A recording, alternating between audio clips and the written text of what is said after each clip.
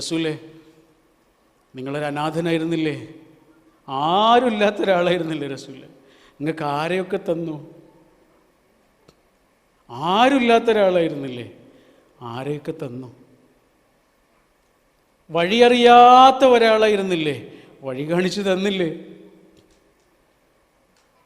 ഒന്നുമില്ലാത്ത ഒരാളായിരുന്നില്ലേ? എന്തൊക്കെ തന്നു? ചെറുപ്പക്കാരനായ അബ്ദുള്ള എന്ന മകൻ മരിച്ചിട്ടും വൃദ്ധനായ അബ്ദുൽ മുത്തലിബ് എന്ന വല്യുപ്പയെ ആരാണ് അവിടെ ബാക്കി വെച്ചത്? ആരാ ബാക്കി വെച്ചത്? ഒരു കയ്യിൽ നിന്ന് ഊർന്നു വീഴുമ്പോൾ അടുത്ത കൈ ഇങ്ങനെ കോരിയെടുക്കാൻ അവിടെ ബാക്കി വെച്ചത് ആരാണ്? എല്ലാ വാതിലടഞ്ഞാലും ഒരു എക്സിറ്റ് പഠിച്ചവനുണ്ടാക്കി വെക്കും, ചെറുതായിരിക്കും, പക്ഷെ അതിലൂടെ രക്ഷപ്പെടാനാണ് പറയുന്നത്. അതാണ് വമൻ യത്തഖില്ലാഹ യജ്അൽ ലഹു മഖ്റജ. കേട്ടില്ലേ? മഖ്റജ് എന്ന് പറഞ്ഞാൽ എന്താ? എക്സിറ്റ്. എക്സിറ്റ് എന്ന് ഇംഗ്ലീഷ് എഴുതിയതിൻ്റെ മുകളിൽ എഴുതിയിട്ടുണ്ടാവും മഖ്റജ്. എന്താണത്?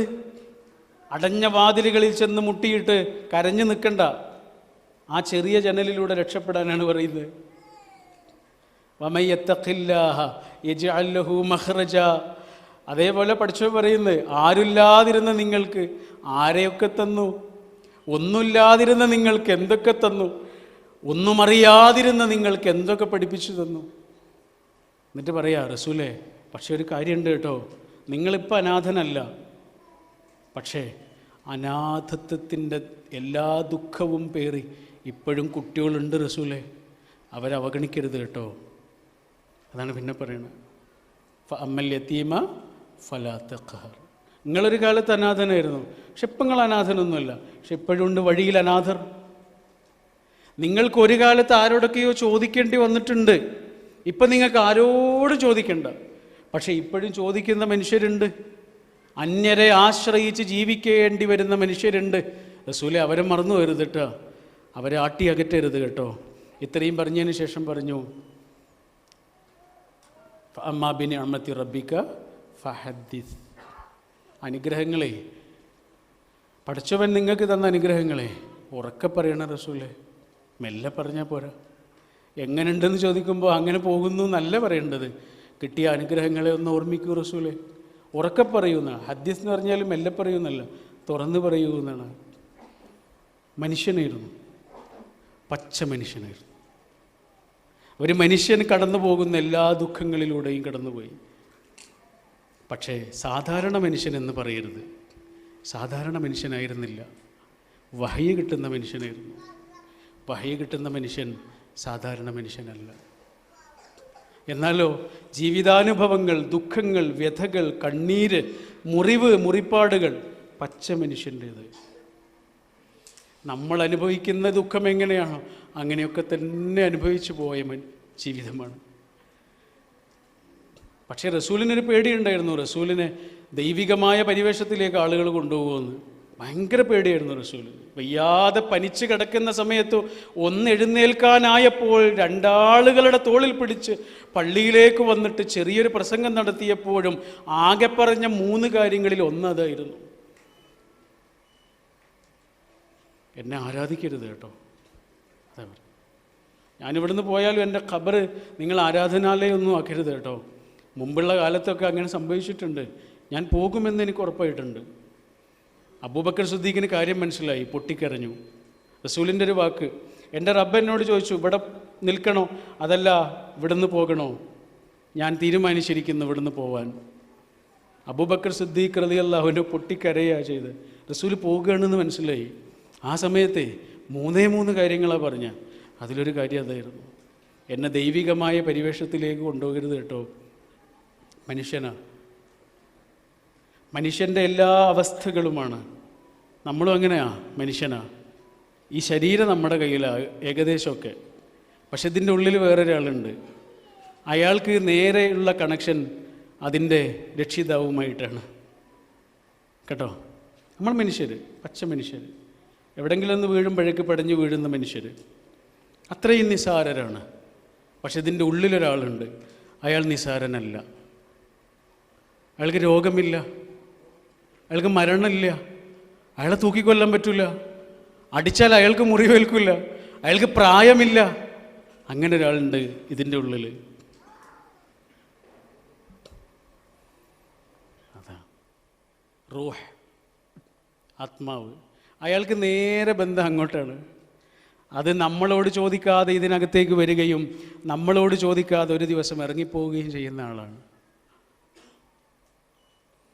അത് ഇവിടേക്ക് നിക്ഷേപിച്ചപ്പോൾ എത്ര ശുദ്ധിയോടെയാണോ നിക്ഷേപിച്ചത്, അതേപോലെ തിരിച്ചു കൊടുക്കുന്ന പ്രവർത്തനത്തിൻ്റെ പേരാണ് നമ്മുടെ ആത്മീയ ജീവിതം എന്ന് പറയുന്നത്. അയാളിങ്ങോട്ട് വന്നില്ലേ, അതേപോലെ അയാളുടെ അതിൻ്റെ ഉടമസ്ഥനെ അത് ഏൽപ്പിക്കുന്നതിൻ്റെ പേരാണ് ആത്മീയ ജീവിതം. അങ്ങനെ ഒരു ആത്മാവ് ഉള്ളിലില്ല എന്ന് വിശ്വസിക്കുന്ന ധാരാളം ആളുകളുണ്ട്. കേരളത്തിൻ്റെ ഒരു മുഖ്യമന്ത്രി പോലും അങ്ങനെ പുസ്തകം എഴുതിയിട്ടുണ്ട്, ആത്മാവ് എന്ന ഒരു സംഗതി ഇല്ല എന്ന് പറഞ്ഞിട്ട്. ഒരു കുട്ടിയുടെ ഉമ്മ മരിച്ചു കിടക്കുന്നു, അല്ലെങ്കിൽ അമ്മ മരിച്ചു കിടക്കുന്നു. ആ കുട്ടി ഉറക്കെ വിളിച്ച് പറയുക എന്താണ്, എൻ്റെ അമ്മ പോയി എന്നാണ് അല്ലേ? അമ്മ പോയിട്ടുണ്ടോ? അമ്മയല്ലേ കിടക്കുന്നത്. അമ്മയുടെ കണ്ണ്, അമ്മയുടെ മൂക്ക്, അമ്മയുടെ കൈ, അമ്മയുടെ കാല്, അമ്മയല്ലേ കിടക്കുന്നത്. പിന്നെ ആരാ പോയത്? അയാളത്. കൂടി നിൽക്കുന്ന കുടുംബങ്ങളൊന്നും അറിയാതെ സൂത്രത്തിൽ അവിടെ കിടക്കുന്ന ആളുടെ ശരീരത്തിൽ നിന്ന് ഇറങ്ങിപ്പോയ ഒരാളില്ലേ? അടച്ചിട്ട ICU റൂമിൽ നിന്ന് ആരുമറിയാതെ സൂത്രത്തിൽ ഇറങ്ങി ഓടിയ ഒരാളില്ലേ? അയാളെ നോക്കിക്കോളൂ എന്നാണ് നമ്മളോട് പറയുന്നത്. ഈ തുച്ഛമായ ശരീരത്തെ നോക്കിയിരിക്കണ്ട, ആ ഇറങ്ങിപ്പോകുന്ന ആളില്ലേ, നമ്മളോട് ചോദിക്കാതെ ഇങ്ങോട്ട് വരികയും നമ്മളോട് ചോദിക്കാതെ ഇറങ്ങിപ്പോവുകയും ചെയ്ത ആ ആളെ നല്ലോണം സൂക്ഷിച്ചുള്ളൂ. അതിൻ്റെ പേരാ ആത്മീയ ജീവിതം, സ്പിരിച്വാലിറ്റി എന്ന് പറയുന്നത്.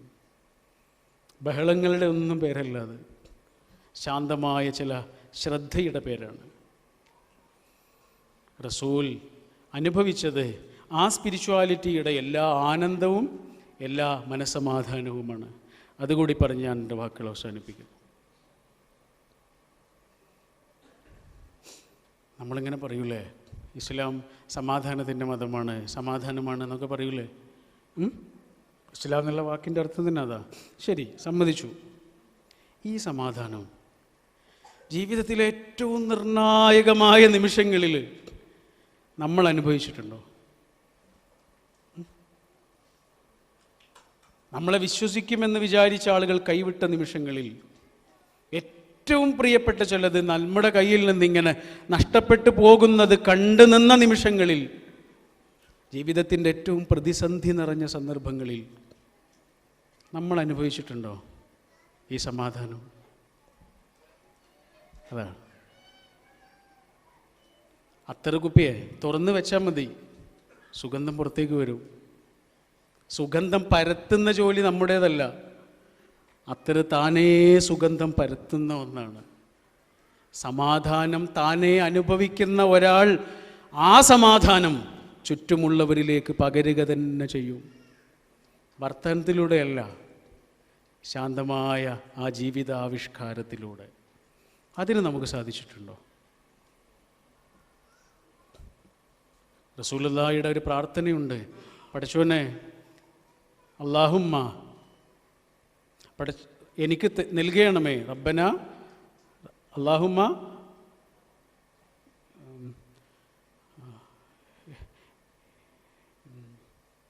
എനിക്ക് ഈമാൻ എൻ്റെ ഉള്ളിലേക്ക് നീ നിക്ഷേപിക്കണമേ.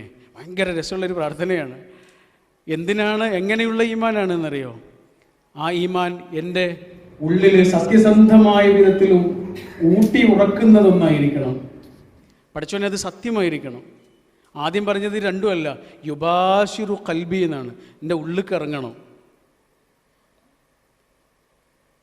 ഈമാൻ എന്ന് പറഞ്ഞാൽ എന്താണ്? പേടിയില്ല എന്നാണ്. വല്ലാത്തൊരു വാക്കല്ലേ അത്. പഠിച്ചവനും മനുഷ്യനും തമ്മിലുള്ള ബന്ധമാണ്. ആ ബന്ധത്തിന് ഖുർആൻ ഉപയോഗിച്ച ടെർമിനോളജിയാണ് ഈമാൻ. ആ വാക്കിൻ്റെ ശരിക്കുള്ള അർത്ഥം എന്താണ്? പേടിയില്ല എന്ന്. ആ വാക്കാണ് ഉപയോഗിക്കുന്നത്. പഠിച്ചോനെ എനിക്ക് നീ എൻ്റെ ഉള്ളിലേക്ക് ഇറങ്ങിയ ഈമാൻ തരണേ, സത്യമായിരിക്കണേ, സത്യസന്ധമായിരിക്കണേ എന്ന് പറഞ്ഞതിന് ശേഷം റസൂൽ പറയുന്നത് എങ്ങനെയാണ്? ഹത്ത ആഴലമ്മ എനിക്ക് മനസ്സിലാവണം, അന്നഹു ലൻ യുസീബനി ഇല്ലാമാ കത്തബ്തലി, എൻ്റെ ജീവിതത്തിൽ എന്ത് സംഭവിച്ചാലും അത് നീ തന്നതാണ് എന്നെനിക്ക് മനസ്സിലാവണം. അതിനു വേണ്ടിയിട്ടാണ്. വരിലൻ, എനിക്കൊരു സംതൃപ്തി ഉണ്ടാവണം, അല്ലെങ്കിൽ സന്തോഷം ഉണ്ടാവണം. ബിമാ ഖസ്സംതനി, ജീവിതത്തിൻ്റെ വിഭവങ്ങളിൽ നിന്ന് നീ എനിക്കായി വീതിച്ചു തരുന്നത് എത്ര ചെറുതാണെങ്കിലും എത്ര വലുതാണെങ്കിലും അതിലെനിക്ക് സന്തോഷം ഉണ്ടാക്കി തരണമേ. ആ പ്രാർത്ഥനയുടെ എല്ലാ അർത്ഥത്തിലുമുള്ള ആവിഷ്കാരമായിരുന്നു റസൂലിൻ്റെ ജീവിതം കേട്ടോ. ആ പ്രാർത്ഥനയുടെ എല്ലാ അർത്ഥത്തിലുമുള്ള ആവിഷ്കാരമായിരുന്നു റസൂലിൻ്റെ ജീവിതം. സമാധാനം ആണ് ആ ജീവിതത്തിൻ്റെ മുഴുനീളയും അനുഭവിച്ചത്. പീസ് ഓഫ് മൈൻഡായിരുന്നു. എൻ്റെ ചോദ്യം ഇതാണ്, നമ്മളിങ്ങനെ പറയുന്നു ഇസ്ലാം സമാധാനത്തിൻ്റെ മതമാണ്, സമാധാനമാണ് ഇതിൻ്റെ അടിസ്ഥാനം എന്നൊക്കെ പറയുന്നു. എന്നാൽ നമ്മുടെ നിർണായകമായൊരു ജീവിത സന്ദർഭത്തിൽ നമ്മൾ ആ സമാധാനം അനുഭവിച്ചിട്ടുണ്ടോ? പടച്ചോൻ കാരുണ്യവാനാണ് എന്ന് നമ്മളൊരാൾക്ക് പറഞ്ഞു കൊടുക്കുന്നു, നമ്മുടെ ഒരു സഹോദര സുഹൃത്തിന് പറഞ്ഞു കൊടുക്കുന്നു. നമ്മളത് പറഞ്ഞു കൊടുക്കുന്നത് നമ്മുടെ ടെക്സ്റ്റാണോ പറഞ്ഞു കൊടുക്കുന്നത്? നമ്മുടെ അടുത്ത് ടെക്സ്റ്റ് ഉണ്ട്, വേദഗ്രന്ഥമുണ്ട്, അതിൻ്റെ വചനങ്ങളാണോ പറഞ്ഞു കൊടുക്കുന്നത്? അതല്ല, പടച്ചോൻ കാരുണ്യവാനാണ് എന്ന് നമ്മുടെ കണ്ണിൻ്റെ മുന്നിൽ നമ്മൾ അനുഭവിച്ചൊരു നിമിഷമല്ലേ, ആ നിമിഷമാണോ പറഞ്ഞു കൊടുക്കുന്നത്? അതിൻ്റെ പേരാണ് പ്രബോധനം. പ്രബോധനം എന്ന് പറഞ്ഞാൽ ടെക്സ്റ്റ് പറഞ്ഞു കൊടുക്കുന്നതിൻ്റെ പേരല്ല. ടെക്സ്റ്റ് ഓൾറെഡി അവിടെ ഉണ്ട്. നമ്മുടെ എക്സ്പീരിയൻസ് പറഞ്ഞു കൊടുക്കുന്നതിൻ്റെ പേരാണ് പ്രബോധനം. ഈ ടെക്സ്റ്റ് നമ്മുടെ ജീവിതമാവുകയും ആ ജീവിതം നമ്മുടെ എക്സ്പീരിയൻസ് ആവുകയും ആ എക്സ്പീരിയൻസ് നമ്മൾ ഷെയർ ചെയ്യുകയും ചെയ്യുന്നതിൻ്റെ പേരാണ് പ്രബോധനം എന്ന് പറയുന്നത്. അതായിരുന്നു റസൂലുള്ളാഹിയുടെ ജീവിതം. അതിൻ്റെ ചില ഉദാഹരണങ്ങളാണ് നമ്മളിങ്ങനെ പറഞ്ഞത്. മനുഷ്യർക്ക് മാപ്പ് കൊടുത്തതേ അതിൻ്റെ ആവിഷ്കാരമായിരുന്നു, എക്സ്പീരിയൻസ് ആയിരുന്നു. ആണല്ലോ. സാരല്ലടാ എന്ന് എത്ര മനുഷ്യരോടാണ് പ്രവാചക തിരുമേനി പറഞ്ഞത്. മക്ക വിജയത്തിൻ്റെ ദിവസം ഒരു ഭരണം മുഴുവനും, ഒരു രാജ്യം മുഴുവനും കാൽക്കീഴില്ല. അപ്പോഴാ റസൂല് അത്രയേറെ ദ്രോഹിച്ച മനുഷ്യരവിടെ ഉണ്ട്. ഓരൊക്കെ ഇങ്ങനെ കാത്തിരിക്കുകയാണ്. റസൂൽ എന്ത് പറയും? കൊല്ലും, ഉറപ്പായിട്ടും കൊല്ലും. അവർ തമ്മിൽ പറയുന്നുണ്ട് നമ്മളെ കൊല്ലും, ഇന്ന് ചോര പൊടിയുന്ന ദിവസമാണ് എന്നൊക്കെ പറയുന്നുണ്ട്. റസൂൽ എന്താ പറഞ്ഞ്? സാരല്ല, നിങ്ങളെല്ലാവരും പോയിക്കോളൂ. ഇത് ഹബു അൻതുമുത്തുലഖ, ചങ്ങലയില്ല, ജയിലില്ല, നിങ്ങൾ പോയിക്കോളൂ. എന്തൊരു പ്രഖ്യാപനമാണ് ആ വാക്ക് എന്നാലോചിച്ചു. നിങ്ങളെല്ലാവരും പോയിക്കോളൂ, നിങ്ങളൊക്കെ സ്വതന്ത്രരാണ്. സാരല്ല എന്നാണ് നമ്മുടെ ഭാഷയിൽ പറഞ്ഞാൽ. സാരല്ല കേട്ടോ. ഇന്ന് രാത്രി ഉറങ്ങുന്നതിന് മുമ്പ് നമ്മളിന്ന് സാരല്ല എന്ന് പറയുന്നത് കാത്തിരിക്കുന്ന ഒരു മനുഷ്യനോടെങ്കിലും ഒന്ന് ഫോൺ ചെയ്തിട്ട് അത് സാരല്ല, അതൊക്കെ പോട്ടെ എന്ന് നമ്മൾ പറയുന്നുണ്ടെങ്കിൽ അതിൻ്റെ പേരാണ് പ്രവാചക സ്നേഹം.